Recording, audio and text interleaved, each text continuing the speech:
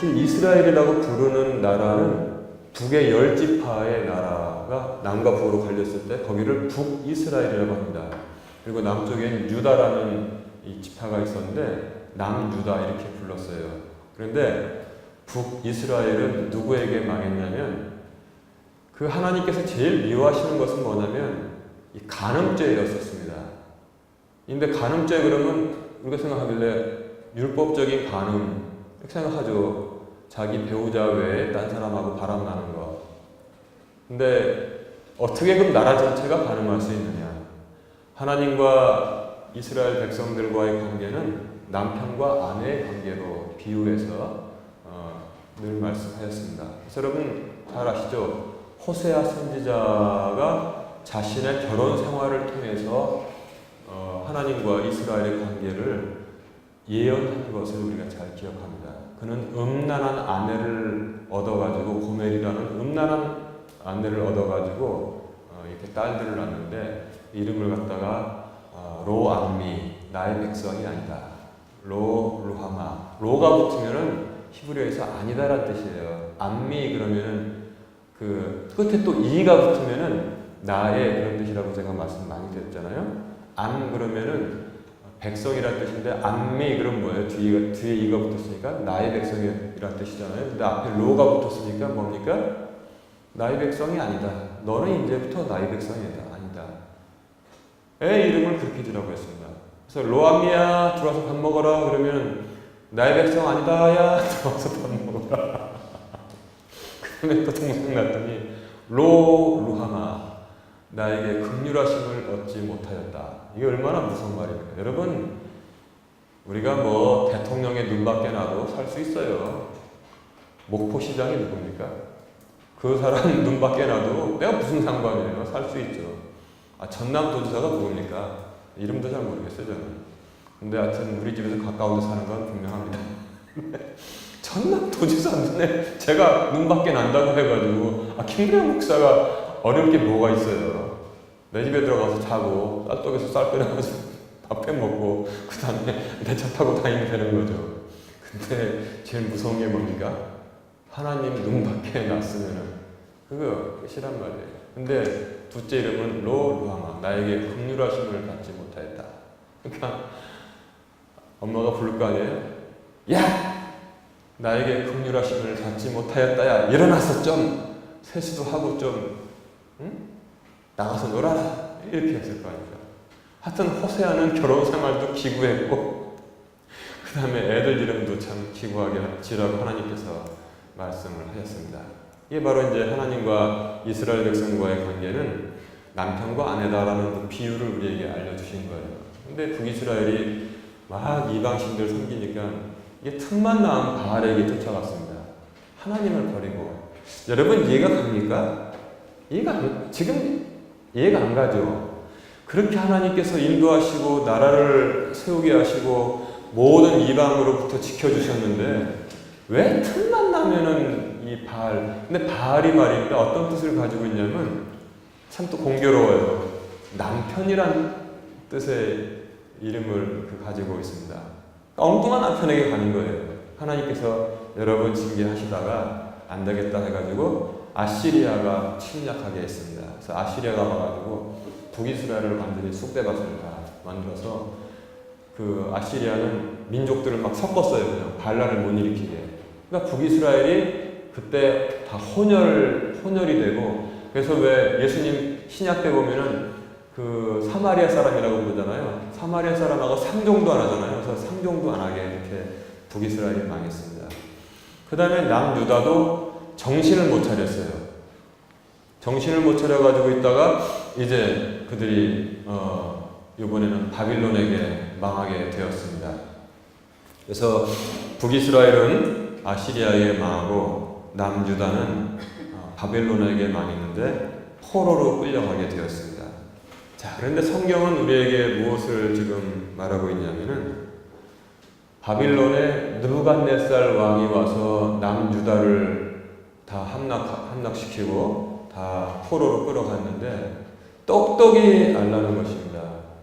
남유다를 멸망시킨 것은 바빌론의 느부갓네살 왕이 아니고 나 만군의 주 하나님이시다. 그것을 이스라엘 백성에게 똑똑히 알라고 전하고 계신 것입니다. 자, 여기까지가 이제 여기에서 큰 관점의 차이가 있습니다. 세상의 역사학자는 바빌론 대왕 느부갓네살이 남유다를 멸망시켰지 만군의 주 여호와 하나님이 남유다를 멸망시키지 아니하였다라고 역사책에 다 써놨습니다. 그래서 제가 그 학교 다닐 때 우리 학교 그 역사학과의 서가에 한번 가봤어요. 그래서 이 역사학에서는 무엇을 그 고대 분동사를 무슨 교재를 가지고 가르치는가 좀 궁금하더라고요. 그래서 이제 저는 이제 신학과를 다녔으니까 역사학과의 서가에 가서 역사 고대 분동사가 쭉 한 코너가 있어가지고 쭉 봤더니 전부 다 신학과에서 가르치는 책들이 거기다 꽂혀 있더라고요.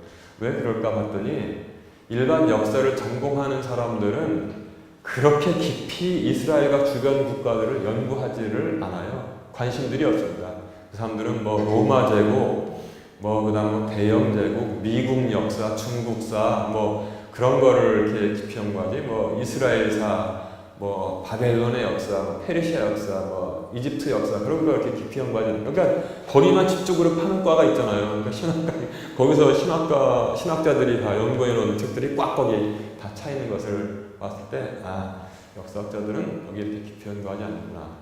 다 이 책을 갖다 놨구나 이렇게 생각을 했는데 그럼에도 불구하고 세상의 역사학자들은 남유다를 멸망시킨 세력은 바빌론이고 바빌론의 느부갓네살 왕이 멸망시켰다. 그렇게 그들은 확신을 하고 있습니다. 근데 성경은 그것이 아니다. 진정하게 역사를 움직이시는 분은 누구예요? 만군의 주 여호와 하나님이시다. 이렇게 우리가 성경을 가르치고 있는 것입니다. 만약에 저도 뭐 어렸을 때 잘못해서 부모님으로부터 회초리를 맞았지만 다 그런 경험을 가지고 컸잖아요. 그러면 종아리가 멍들어가지고 이렇게 있으면 밖에 나가면 창피하니까 애들이 야 이거 왜 그러냐 그러면 뭐라 그래요? 우리 아빠가 때렸다고 그러지 우리 집에 있는 이 총체 회초리가 날 때렸다고 그렇게 말합니까? 그렇게 말하면 좀 약간 정신이 이상한 애죠. 아빠가 때렸다, 엄마가 때렸다, 엄마한테 맞았다 그렇게 얘기한단 말이에요. 그게 제대로 된 표현이잖아요. 바빌론 왕 느부갓네살은 하나님 손에 잡힌 이 회초리 역할밖에 하지 못했던 것입니다. 여러분 그런 관점을 우리가 가질 수 있어야 돼요. 세상의 역사를 진정으로 움직이시는 분은 하나님의 보이지 않는 손인데 세상에 있는 모든 것들은 막대기로 도구로 사용된다는 사실을 여러분 꼭 기억하시기 바랍니다. 그것만 오늘 이해해도 정말 굉장한 것을 이해하는 것입니다. 그래서 하나님께서 그 영적인 간음을 저지른 남유다도 이제 바빌론에게 남겨서 벌을 받게 되었습니다. 그리고 하나님께서 어떻게 정하셨냐면 포로 기간을 70년으로 딱 정했습니다. 70년 동안 벌을 받을 것이다. 그렇게 하나님께서 정했습니다. 자, 그런데 이 70년 그래서 이제 포로살이를 해야 되는데 포로살이를 하는 비결을 오늘 말씀을 통해서 알려주시고 있습니다. 그 비결은 무엇이냐면 집을 짓고 거기서 집 짓고 번듯하게 살아라 이렇게 말씀하십니다. 두 번째는 정원 만들어서 과실수 심어서 과실 열리게 한 다음에 그거 따놓고 살아라. 그리고 또 뭐냐면 아주 태연하게 시집도 가고 장가도 가고 그 다음에 너희들 자녀들이 있으면 너희 자녀들도 시집도 보내고 장가도 보내라. 그렇게 살면서 너희가 쭈그러들지 않도록 쇠퇴하지 않도록 평안하게 살아라. 그렇게 말씀하고 있습니다. 그리고 또 하나는 뭐냐면 너희가 포로로 끌려간 그 도시가 평안하도록 항상 주 앞에 나와서 기도하여라. 그렇게 말씀하고 있습니다. 자, 여러분 이거 잘 기억해야 됩니다. 포로로 끌려갔으면 원수라고 생각해가지고 막 거기서 한탄하고 그 다음에 시름시름 앓고 그리고 애들도 안 낳고 애들도 있다고 하더라도 야 세상이 험한데 결혼하면 뭐하냐, 결혼하지 말아라, 그렇게 하면 안 된다는 것입니다. 가서 평안하게 살고 집도 짓고 과실수도 심고 그 다음에 너희들도 자녀들도 많이 낳고 자녀들도 자녀를 보게 하고 그 다음에 심지어는 그 도시가 평안하도록 너희가 포로 생활하는 그 도시가 평안하도록 하나님께 간구하여라. 왜냐하면 그 도시를 위해서 구하는 것이 아니라 그 도시가 평안해야지 그 안에 사는 너희들도 평안하게 살 것 아니냐, 그걸 밝혀주시고 있는 거예요. 제가 그래가지고 이 대통령을 비롯한 위정자들을 누구에 상관없이 기도하는 이유가 거기에 있습니다. 아니 내가 무슨 뭐 정당 사람도 아니고 무슨 이당이 어떻게, 저는 그거 관심 없습니다. 누가 됐든 간에 그 사람이 정치를 잘해야지 우리가 편하게 살 거 아닙니까? 그래서 제가 좋은 정치를 하게 해달라고 이렇게 제가 기도를 하는 것입니다. 그리고 사실 다 지난 일이니까 투표할 때 저는 다른 기준은 없습니다. 딱 봐가지고 장로 나오면은 무조건 찍었습니다. 장로가 없으면은 부인이 장로다 그러면 저는 찍었어요.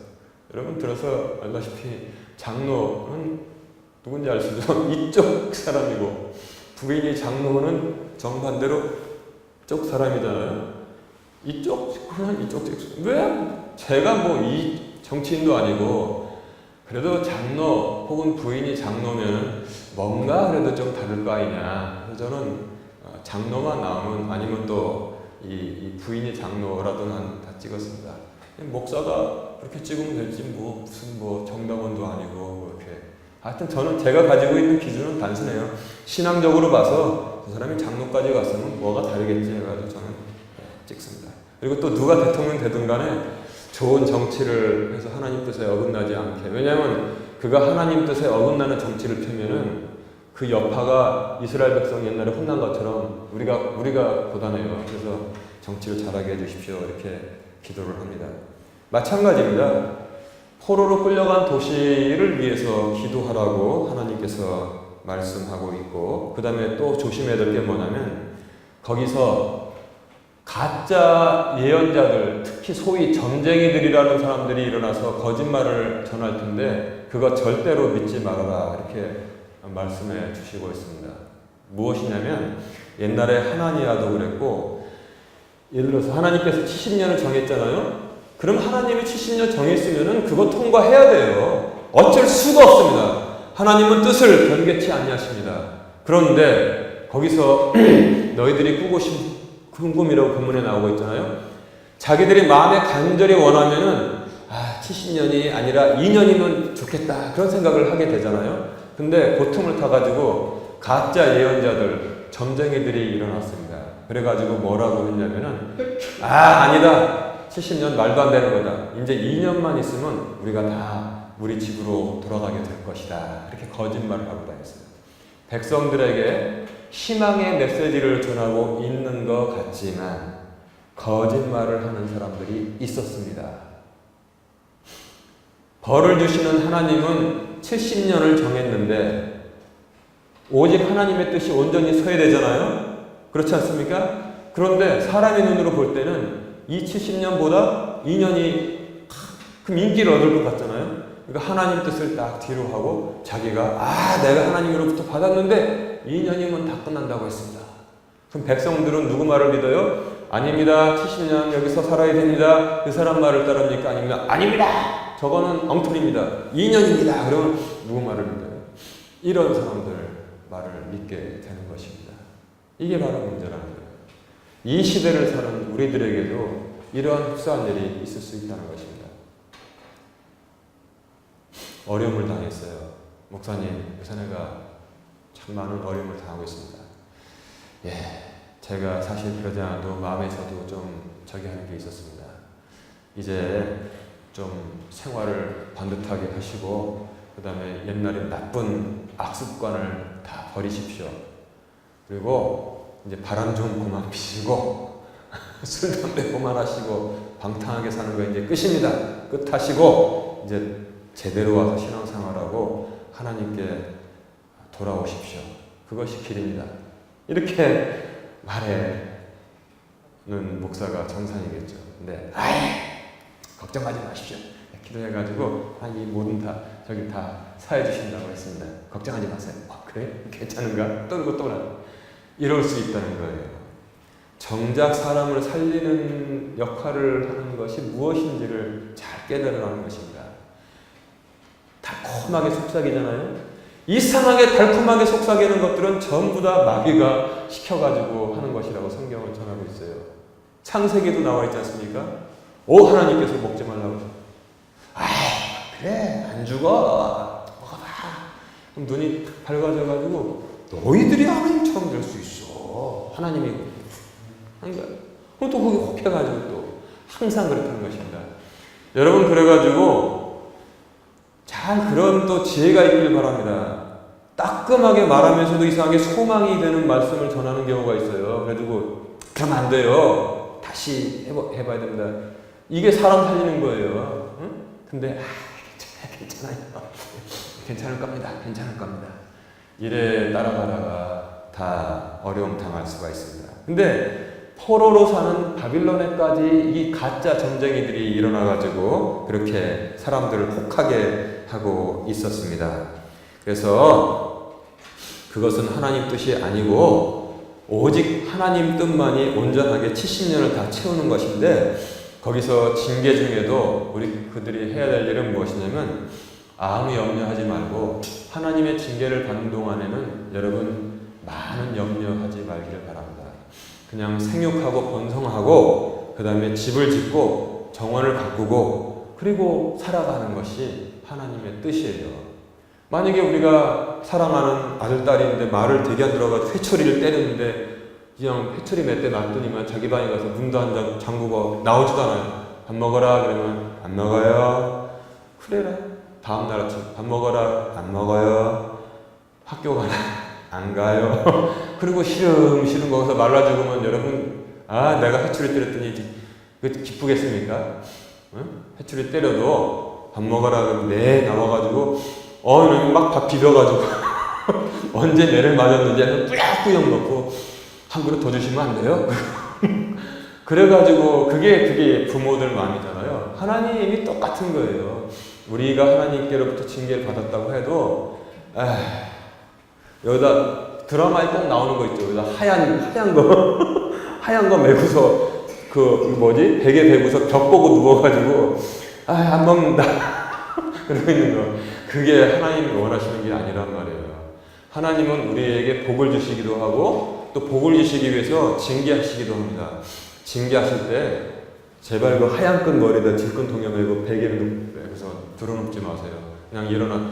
내가 지금 벌 받습니다. 하나님 정말 내가 참 미련하고 왜 그랬는지 죄송합니다. 다시는 안 그럴게요. 그리고 밥 잘 먹고 할 일 다 하고 살라는 거예요. 그게 하나님께서 우리에게 원하시는 뜻인 것을 여러분 꼭 잊지 마시기 바랍니다. 여러분 잊으면 안 돼요. 그래서 여기에 중요한 단어가 나오는데 신학적인 용어예요. 집을 짓다. 영어로 뭡니까? build. 그 다음에 과실수를 심다. 뭡니까? plant. 그 다음에 애를 낳고 막 번성하는 거 있잖아요. 그거를 multiply. 그러니까 생육하고 번성하라 그런 뜻이에요. 하나님은 세우시고 build. 그 다음에 plant. 이스라엘 백성을 심으시고 그 다음에 multiply. 번성하게 하시는 것입니다. 하나님은 징계 중에서도 이스라엘 백성을 그렇게 인도하신다는 사실을 여러분 꼭 기억하셔야 돼요. 우리들도 그렇게 인도하십니다. 우리들도 벌 받을 때가 있죠. 벌 받을 때 하나님은 우리를 죽도록 치지 아니하신단 말이에요. 단지 깨닫게 하시면서 그 와중에도 집도 세우고 심고 그 다음에 번성하기를 하나님께서 원하시고 그것이 하나님의 뜻이라는 것을 우리가 알 수 있어요.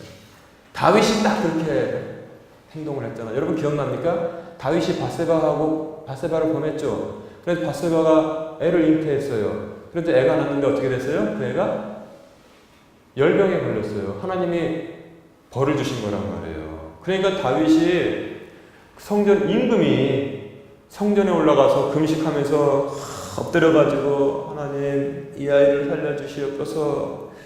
이 아이 내가 잘못해서 이 아이가 살려주세요. 밥도 안 먹고 기도를 했어요. 근데 그 애가 어떻게 됐습니까? 어떻게 됐어요? 살았어요? 죽었어요? 다윗이 그렇게 기도하니까 살았어요? 죽었어요? 죽었습니다. 죽었어요. 죽었더니 신하들이 이제 수근수근 하는 거예요. 아이가 살아있을 때도 왕이 금식을 하셨는데 이제 애가 죽었는데 이 일을 어찌 고할꼬. 그들이 고민하고 있었어요. 근데 다윗이 그거를 눈치 보면 알잖아요. 딱 감 잡았어요. 아이가 죽었느냐. 그러니까 신하들이 예, 아이가 죽었습니다. 그랬더니 다윗이 어떻게 했습니까? 그래, 내가 배고프다. 그래서 이 수라상을 내와라. 그러니까 신하들이 이해를 못하는 거예요. 아니 왕이시여, 아이가 살았을 때도 금식하였는데 지금은 왜 진지를 드시나이까? 그랬더니 다윗이 유명한 말을 했잖아요. 아니 시방은 죽었으니 내가 어찌 금식하리요. 이제 죽었는데 내가 뭐 더 금식하냐 이거예요. 나는 저에게로 가거니와 저는 나에게로 올 수 없느니라. 그러니까 나 기운 차리고 이제 나라를 다스려야지. 밥 가져와라. 그래서 열심히 잘 먹었어요. 여러분 이거 기억하세요. 이게 바로 하나님이 사랑하시는 자들의 마음인 것입니다. 아시겠습니까? 하나님의 징계는 피할 수가 없어요. 70년이라고 했으면 70년입니다. 그거 어떻게 할 수가 없어요. 1년도 못 깎아요. 그런데 그 벌 받는 동안에 감사하고 평안하게 살고 부쩍부쩍 건강해지기를 하나님께서는 바라시는 것입니다. 이것이 중요한 것입니다. 잊지 마시기 바라요. 그리고 또 하나님의 계획은 옛날에 이스라엘 백성들이 가족이 되어가지고 이집트에 내려가서 몇 년 종살이 했어요? 400년 종살이를 했잖아요. 아브라함이 짐승들을 다 쪼개고 이 비둘기는 쪼개지 못했을 때 불이 그 사이로 지나가면서 다 태웠는데 뭐라고 말씀하셨습니까? 이제 너희 자손들이 하늘의 별처럼 많을 것인데 이 땅은 너희 자손들에게 줄 것인데 그러나 너희 자손들은 저기 애굽에 가서 이집트에 가서 400년 종살이를 해야 할 것이다. 이유가 뭡니까? 이는 아모리 족속의 죄악이 아직 관영하지 않았기 때문이다. 하나님 400년 정했으면 400년 가서 종살이 하는 거예요. 하나님 70년 정했으면 70년 가서 포로 생활하는 겁니다. 어쩔 수가 없어요. 하나님 정하신 뜻은 누구도 바꾸지 못합니다. 그러니까 한 번 여시면 닫을 자가 없고 한 번 닫으시면 열 자가 없다고 하나님께서 말씀하셨습니다. 그래서 하나님의 계획은 딱 세워졌으면 뭐가 제일 우리한테 손해 안 보는 거예요? 순응하는 것이 하나님의 뜻에 가장 잘 맞습니다. 그리고 우리에게 손해가 없습니다. 그래서 이 사울에게 뭐라고 그랬습니까? 하나님께서 사울아 사울아 이 뒷발질로 가시채를 갖다가 내가 뒷발질하는 것이 너에게 고생이다 했습니다. 뭐냐면 가시나무가 뒤에 찔레 울타리가 있어요. 근데 이걸 자기가 신발 벗고선 뒷발로 자꾸 차봐야 자기만 아프지 가시 울타리가 아픕니까? 하나님 뜻에 역행하는 것은 그러한 어려움을 가지고 오는 것입니다. 여러분 옛날이 아니죠. 얼마 전에 우리나라에서 바둑 제일 잘 두는 사람 여기 어디 신안 서부 출신이라고 그러는데 이세돌이잖아요. 이세돌을 이긴 존재가 있어요. 누굽니까? 네? 그렇죠. 알파고예요. 알파고. 중국의 커제라는 사람은 한 번도 못 이기. 그나마 이세돌 되니까 한 판 이겼어요. 한 판. 근데 다음날 또 두니까 이세돌한테 금방 이기더라고. 왜냐면 그동안 또 배워가지고. 그때 제가 아주 눈여겨본 장면이 하나 있습니다. 엉뚱한데 한 점을 뒀어요. 알파고가. 엉뚱한데. 그러니까 바둑을 두는 해설을 하는 사람들이랑 바둑 고수들이 저거 실수다. 이 컴퓨터의 프로그램에 오류라고 그랬어요. 야 저거 말도 안 되는 수를 둬가지고 근데 있잖아. 그거 어떻게 됐습니까? 나중에 보니까 그게 기가 막힌 그러니까 사람이 도저히 상상하지 못하는 기가 막힌 수였다는 사실을 그때 뉴스에서 막 보도를 했어요. 그게 바로 하나님이 두시는 한 수가 그와 같은 것입니다. 하나님이 행하시는 것은 어떤 때 우리가 볼 때는 어떻게 나한테 이러실 수가 있고 기가 막히게 정말 엉뚱한 수를 하나님 두세요 이렇게 할 수 있지만 세월이 지나가서 나중에 보면은 그게 기가 막힌 한 수였다는 사실. 그래가지고 우리가 흔히 하는 말이 뭐예요? 신의 한 수를 갖다가 하나님께서 두시는 거잖아요. 하나님께서 이스라엘 백성을 400년 동안 애굽에서 종살이하게 하신 수를 딱 두신 다음에 민족을 만드시고, 그 다음에 뭐예요? 백성들이 범죄하니까 다시 바벨론으로 옮겨가지고 70년을 갖다가 이렇게 종살이하게 만든 수. 그런 수가 사람의 눈을 볼 때는 가슴을 치는 수란 말이에요. 하나님 나한테 이러실 수가 있어요? 막 그럴 수가 있단 말이에요. 그러나 세월 한참 지난 다음에 보면, 이야, 정말 기가 막힌, 이래서 신의 한 수라고 하는구나. 하나님께서 기가 막히게 한 수를 두시는구나. 그때는 모릅니다. 그러나 믿음이 그것을 나중에 알게 할 줄로 믿습니다. 하나님은 우리에게 그런 수만 두신단 말이에요. 하나님은 우리를 벌을 주시면서도 망하게 하시지 않습니다. 하나님은 기가 막힌 수를 두는데, 그 기가 막힌 수로 우리가 지나갈 때 절대 낙담하지 마시기 바래요. 집 짓고 과일 따먹고 시집장가 가고 애들도 시집장가 보내고 그 다음에 평안하게 살기를 바랍니다. 이게 뭐냐면 11절에 보니까, 그래서 너희를 향한 내 생각을 내가 아는데 뭡니까? 평안이라고 했습니다. 너희를 향한 내 생각, 하나님의 생각은 평안이었습니다. 그리고 기대했던 결말을 이루게 하기 위해서 내가 너희들에게 복을 주시기 위해서 이런 것을 다 허락한다, 이렇게 말씀을 하고 있습니다. 그래서 하나님 뜻에 순종하고, 순종하는 터널 약간 지나갈 때 너무나 가슴 치면서 애곡하지 말고 믿음으로 꼭 붙잡으세요. 하나님은 지금 나에게 선한 일을 행하고 계신다. 그럼 꼭 믿으세요. 선한 일을 행하고 계신다. 하나님은 나에게 선한 일을 행하고 계신다. 하나님은 나에게 지금 복을 주는 일을 행하고 계신다. 꼭 잊지 마시기 바랍니다. 제가 자신하는 건 뭐냐면, 몇 번 말씀드렸지만, 얼마 전에 그 스스로 세상을 떠난 북한 쪽에 의사 부부 있었지 않습니까? 나는 너무나 가슴이 아파요. 그 두 부부가 저를 만났으면 분명히 저는 지금 살아있을 것이라고 나는 확신합니다.